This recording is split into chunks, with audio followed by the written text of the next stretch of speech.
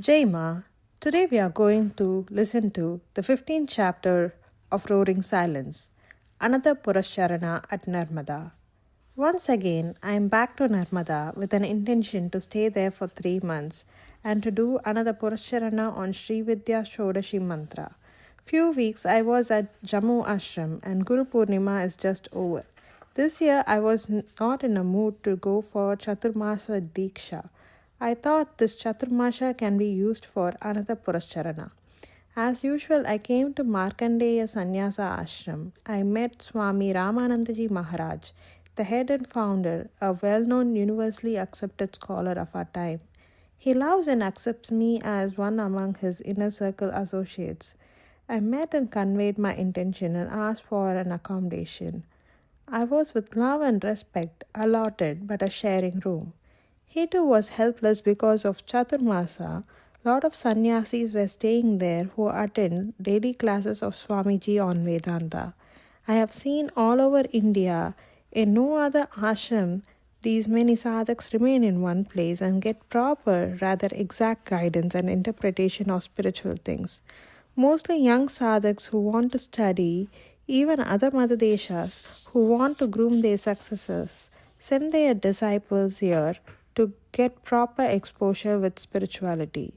But I was not satisfied with sharing a room with 3 persons.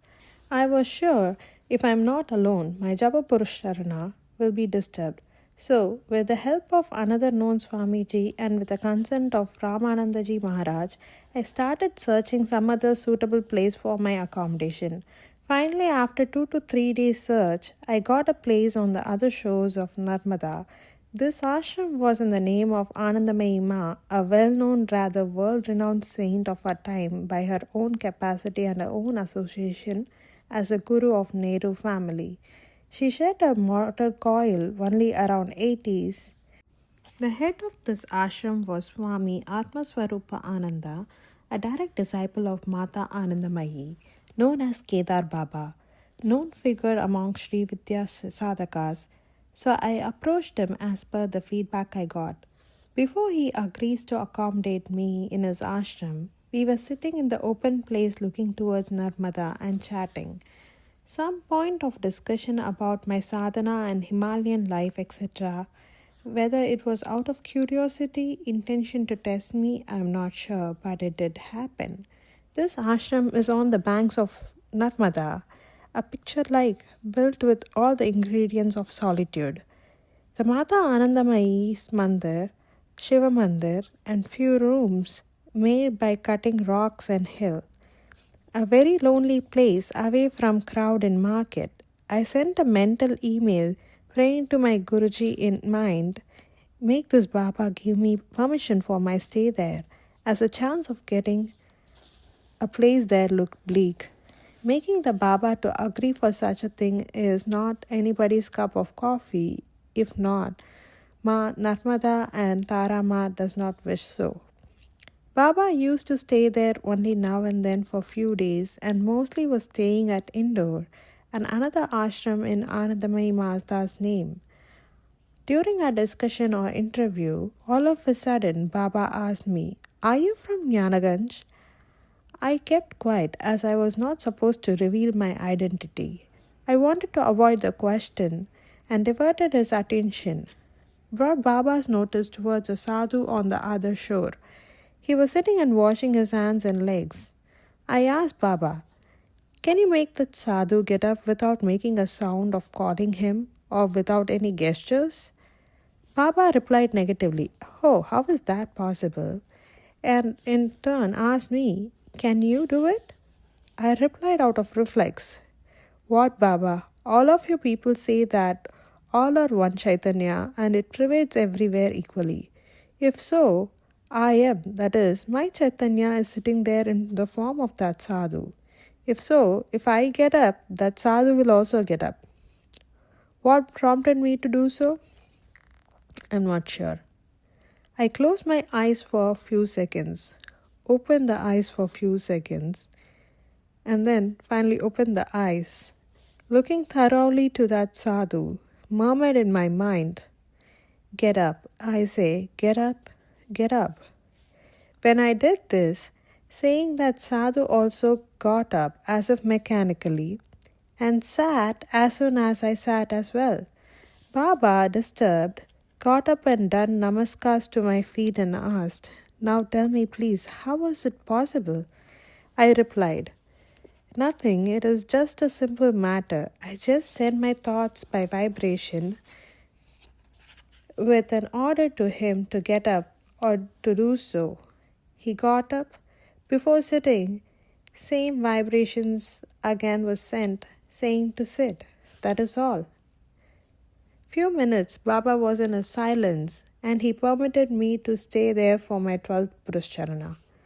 Baba called his brahmachari and instructed him to make arrangements as per my need for my stay in the cave.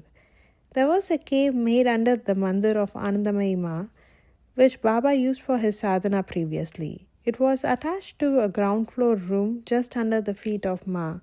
I was happy to get a suitable place for my sadhana. Today is Panchami and I decided to start my sadhana on Ashtami. I came back to Markandeya Ashram and told Swami Ramanandaji Maharaj the good news that I got a place of my choice, proper and lonely accommodation for my sadhana, and went back to Anandamayi Ashram immediately. Baba was planning to return to his indoor ashram. On the next day itself, on my request, he agreed to stay till Ashtami. On Ashtami day morning, I took my sankalpa at Narmada and with best wishes from Baba, I started my Japa Puruscharana. Baba left for Indore giving necessary instructions to his servants to take care of my need as if he himself. And then, in addition to me, only 2 or 3 people were in the ashram. One of them cooked food for all. I used to take one-time food and morning and evening I drank only tea. I tried to utilize maximum time for japa. Even though the cave was with electricity, the light entering through a small door was enough for air and light. At least 15 hours I used to do japa daily. It was Ma's grace altogether, right from getting placed till finishing the Puruscharana in a satisfying note. A seamless flow of grace of twin Ma, rather competing. Everything went smoothly as I wished on those days. Daily morning I used to sit on the banks of Narmada for japa till sun shines with more heat. Then back to cave and continue japa till lunch. Evening again start japa to carry on till late night. Over a month passed. Baba came back to ashram from Indore. During his few days stay at ashram, I discussed with him about my incomplete research works on Sri Vidya. The research was on the vibrations of Bindu. Baba helped me a lot with inputs in theory, lot of encouragement with due appreciations. I therefrom decided to continue research works after completing this running Puruscharana. One day we planned to start a daily night Shodashi Homam till the completion of my japa. Brahmachari Kanyaya and Baba started constructing a big Havan Kund on the banks of Narmada in an open place near to ashram. On an auspicious night, we started Shodashi Homam. This continued till the end of my japa.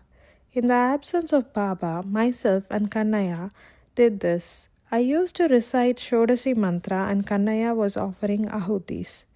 Later, this brahmachari became a good friend of mine during my stay at Omkareshwar and Indore. Once I was walking through the courtyard of ashram. Due to something slippery, I fell down. I got injured in my left hand and it was paining as if it was broken into pieces. One of my disciples, Dr. Ravoji, was called in from Dar near Indore. He had a doubt of fracture on my hand and insisted me to go to Indore with him to get an X-ray. But I was not in a mood to go, as if it will definitely disturb my japa sadhana. Dr. Ravoji put plaster on my left hand and asked to keep it for 3 weeks. Even after a few days of nursing and medication, there was no sign of the pain reducing. Instead, it became unbearable. But I did not allow the pain to disturb my sadhana, pulling along with the paining arm. Unto grace, I completed my japa in 90 days on decided time and I was readying to leave for my Jammu ashram. But Baba was not happy to give me farewell or to let me go. He was persuading me to stay with him at indoor ashram for some time, and where I can make use of his big library for my references for my research.